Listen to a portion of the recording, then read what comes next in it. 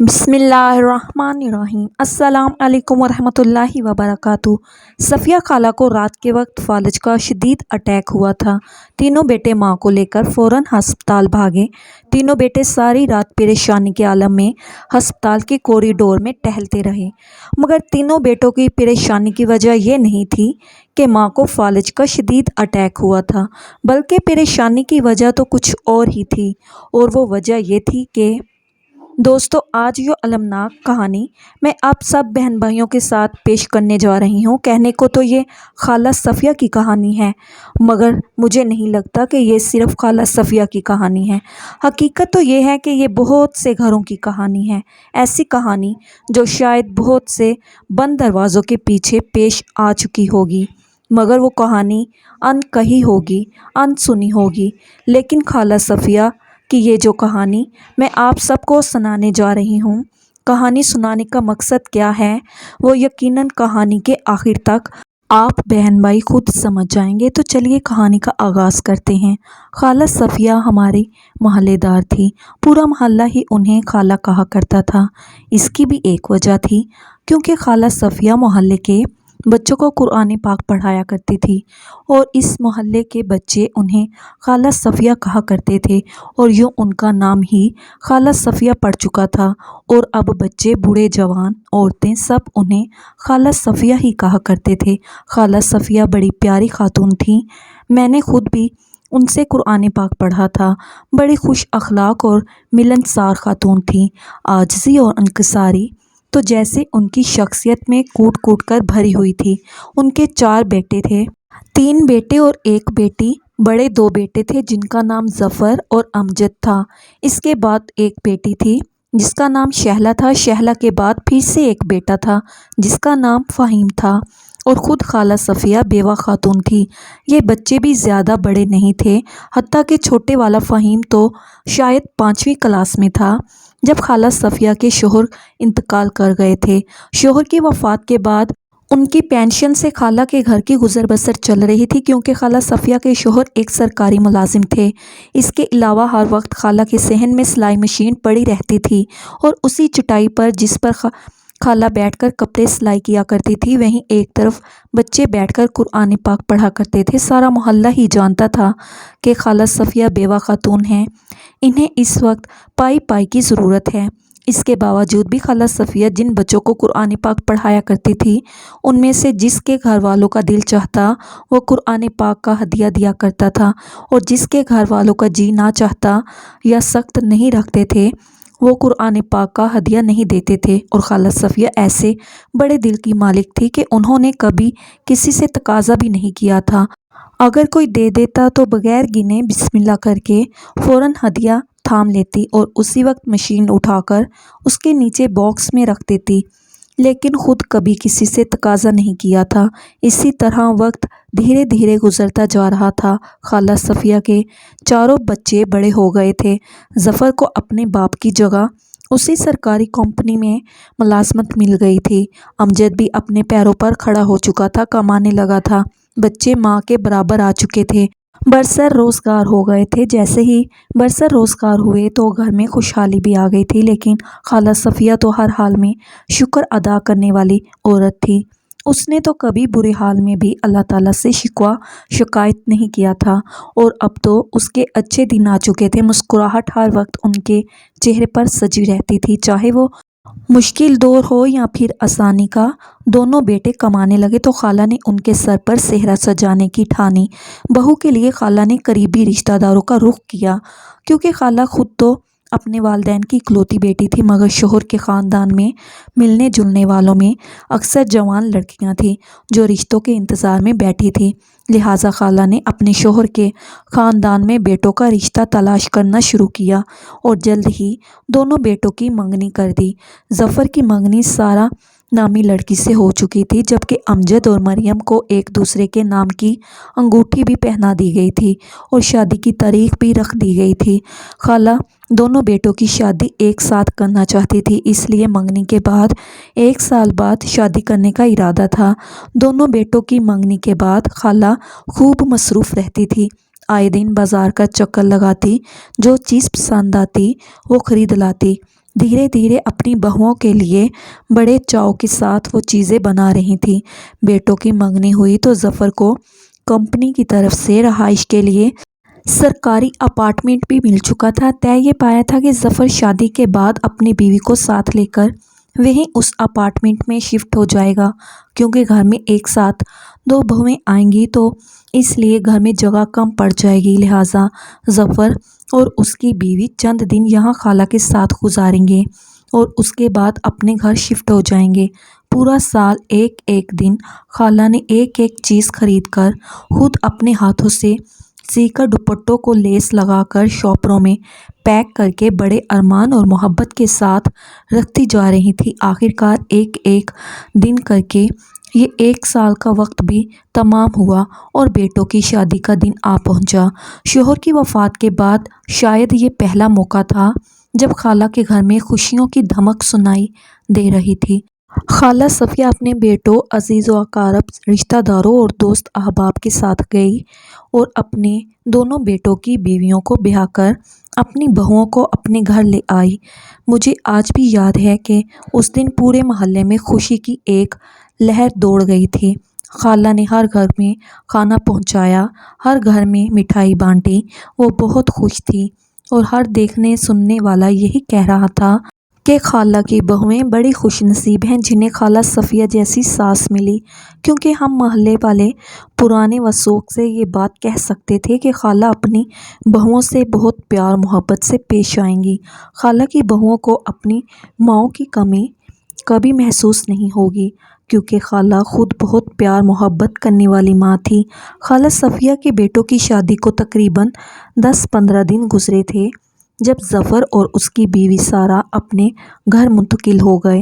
امجد کی بیوی مریم بھی اس کے لیے بڑی ہی مبارک ثابت ہوئی تھی۔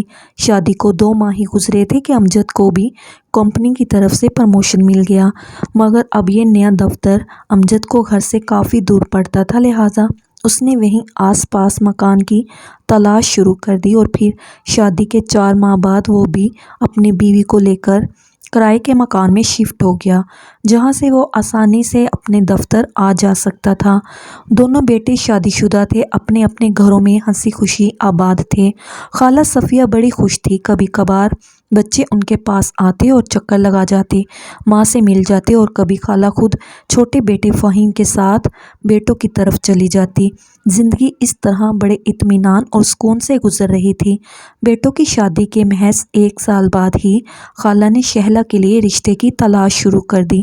کچھ ہی دیر کی کوششوں کے بعد خالہ کو شہلہ کے لیے بڑا ہی مناسب رشتہ مل گیا۔ جیسے ہی اچھا رشتہ ملا، خالہ نے بھی دیر کرنا مناسب نہ سمجھا اور جھٹ پٹ بیٹی کی منگنی کر دی اور شادی کی تاریخ بھی رکھ دی گئی۔ یوں بھائیوں کی شادی کے 2 سال بعد ہی شہلہ بھی رخصت ہو کر اپنے گھر جا چکی تھی، لیکن اچھی بات یہ تھی کہ شہلہ بھی اسی شہر میں تھی اور چند دن بعد ہی ماں سے ملاقات کے لیے آتی جاتی رہتی تھی۔ شوہر کی وفات کے بعد خالہ صفیہ نے بہت کٹھن وقت گزارا تھا اور اب ان کی مطمئن زندگی دیکھ کر یوں محسوس ہوتا تھا جیسے تمام دکھ تکلیفیں ختم ہو گئیں اور ان کا اچھا وقت شروع ہو چکا تھا۔ خود خالہ بھی بہت خوش اور مطمئن دکھائی دیتی تھی۔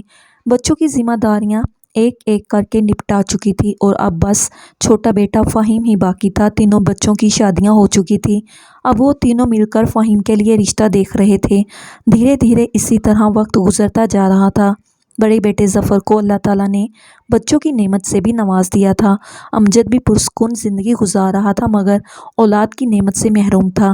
شہلہ بھی امید سے ہو گئی تھی۔ 1-1.5 سال کے اندر فہیم کی شادی بھی ہو چکی تھی۔ خالہ کے پاس بھی بہو کی صورت میں اب بیٹی آ چکی تھی۔ خالہ کی تمام ذمہ داریاں ختم ہو چکی تھی۔ فہیم کی بیوی نے آتے ہی گھر کا نظام سنبھال لیا تھا۔ خالہ اب بالکل فارغ ہو چکی تھی، اب وہ زیادہ تر وقت اپنا عبادت میں گزارتی تھی۔ فہیم کی شادی کو 2 ماہ ہی ہوئے تھے جب ایک دن فہیم اور اس کی بیوی जब सुबह उठकर अपने कमरे से बाहर निकले तो सामने का मंजर देखकर दहल गए। माँ सहन के बीचों बीच गिरी हुई थी। फ़हीम भागता हुआ माँ के पास पहुँचा। जल्दी से उन्हें सीधा किया तो देखा कि माँ की आंखें खुली थी, सांस तो चल रही थी मगर जिस्म के कुछ हिस्से अकड़ चुके थे। चेहरा भी टेढ़ा हो चुका था। देखने में यूँ मालूम हो रहा था कि उन्हें फालज का अटैक आया है। माँ की ये हालत देखकर फ़हीम का दिल भर आया, क्योंकि खुद खाला सफ़िया की आंखों में भी आंसू थे। न जाने वो इस तकलीफ़ में और उस हालत में यहाँ सहन के बीचों बीच कब से पड़ी हुई थी।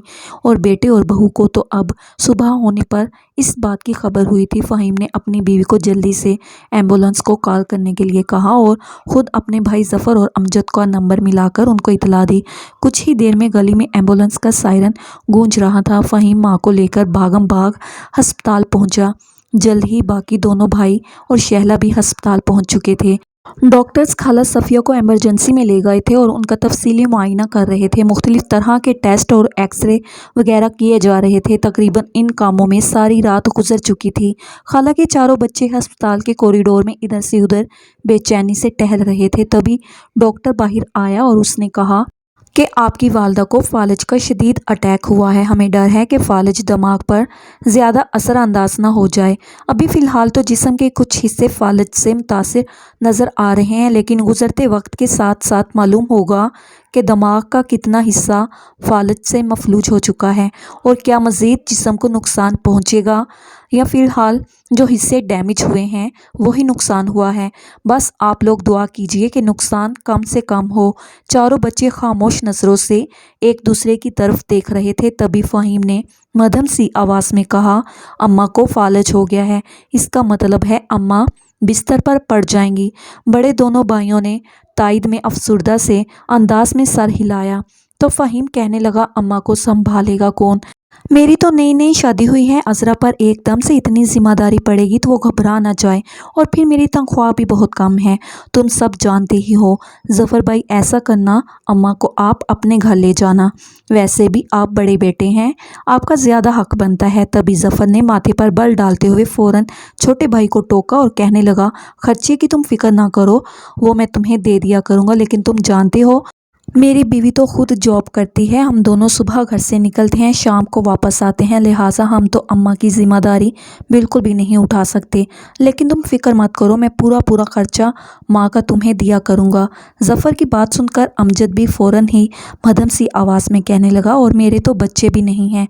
मेरे घर में तो अम्मा का दिल ही नहीं लगता था। पहले भी जैसे ही आती थी फ़ौरन ही जाने को भी तैयार हो जाती थी। खाली घर में उनका कहाँ दिल लगता है, और अब तो बीमार हालत में और भी उदासी महसूस करेंगी। और वैसे भी अम्मा चारपाई पर होंगी, उनकी ज़रूरी हाजात भी होंगी, तो बेहतर है ऐसी हालत में शहला अम्मा को संभाल ले। माँ बेटी का कौन सा पर्दा होता है। जैसे ही भाइयों की नज़र का रुख शहला की तरफ हुआ, शहला फ़ौरन घसियानी सी आवाज़ में कहने लगी, लो 100 बार मैं तो अपनी माँ को संभालती, मेरी माँ मेरी जन्नत है। लेकिन तुम लोग तो जानते ही हो मेरी सास का रवैया, वो 2-4 दिन भी अम्मा को मेरे घर में बर्दाश्त नहीं करेगी, उल्टा मेरा ही जीना हराम कर देगी। लिहाजा बेहतर यही है कि अम्मा फ़हीम के घर पर ही रहे। फ़हीम ने शिकायती नज़रों से अपने तमाम बहन भाइयों की तरफ देखा और फिर एहतजाजी अंदाज में मदम से लहजे में कहने लगा, अजीब बात कर रहे हो तुम सब, न जाने मेरी बात को समझने की कोशिश क्यों नहीं कर रहे। मैं तुम सबसे कह रहा हूँ कि अभी फ़हीम की बात अधूरी थी, उसने अपनी बात मुकम्मल भी नहीं की थी कि एक बार फिर से दरवाज़ा खुला और एमरजेंसी रूम से डॉक्टर बाहर आए। डॉक्टर ने आते ही चेहरे से मास्क उतारा और उन सब की तरफ देखते हुए आगे बढ़ा और ज़फ़र के कंधे पर हाथ रखकर कहने लगा, हम बहुत माजरत ख्वाह हैं, हम आपकी वालदा को नहीं बचा पाए। हालांकि हमने अपनी तरफ से भरपूर कोशिश की, मगर अल्लाह ताला को शायद यही मंजूर था। फालज ने उनके दिमाग को पूरी तरह डैमेज कर दिया था। अब अगर वो ज़िंदा भी रहती तो सिर्फ सांस ही चलना था। चारों बच्चों ने डॉक्टर की बात सुनकर अफसुर्दगी से सर झुका दिया। खाला सफ़िया की डेड बॉडी को लेकर वो चारों उनके घर पर चले आए। पल भर में ही मोहल्ले में और ख़ानदान भर में खाला सफ़िया की वफ़ात की खबर फैल चुकी थी। खाला सफ़िया यूँ अचानक दुनिया छोड़ गई थी, जो सुन रहा था उसे यकीन नहीं आ रहा था। उनके घर वालों, अज़ीज़ों अक़ारिब के साथ साथ पूरे मोहल्ले वाले भी उनके लिए दुआए खैर कर रहे थे, उनकी मग़फ़िरत की दुआएं मांग रहे थे और सबके दिल अफ़सुर्दा थे। खाला के तीनों बेटे उस वक्त उनके पास थे, उनकी बीवी बच्चे भी पहुंच चुके थे। शहला के ससुराल वाले भी आ गए थे। शाम तक खाला सफ़िया को मट्टी के सुपुर्द कर दिया गया था। खाला के घर के अलावा पूरे मोहल्ले पर एक सोगवारी फ़िज़ा तारी थी। अगले दिन कुल्हड़ खाने के नाम पर खाला के बच्चों ने बहुत ही अच्छा इंतज़ाम कर रखा था। बिरयानी की देगें पकाई गई थी, फ्रूट के ढेर लगे हुए थे। जो भी आ रहा था सबने पेट भर के खाना खाया। खाने की खूब तारीफ़ें हुई और साथ साथ खाला के बच्चों की भी तारीफ़ों के पुल बांधे गए थे। हर देखने और सुनने वालों की आंखों ने यही कहा कि खाला के बेटे बहुत ही मेहनती थे। खाला के बच्चे उनसे बहुत प्यार करते थे। माँ की अचानक वफ़ात के बाद किस तरह पानी की तरह पैसा बहाकर उन लोगों ने माँ का ख़त्म दिलवाया था। माँ के इसाले सवाब के लिए गरीबों में 3 दिन तक खुलम खुला खाना बांटा गया था। तीसरे दिन सब अपने अपने घरों को रवाना हो चुके थे। शहला भी ससुराल में बहू की गैर मौजूदगी में कितने ही काम रुके हुए थे। दूसरी तरफ ज़फ़र और उसकी बीवी ने अपनी कंपनी से छुट्टी ले रखी थी।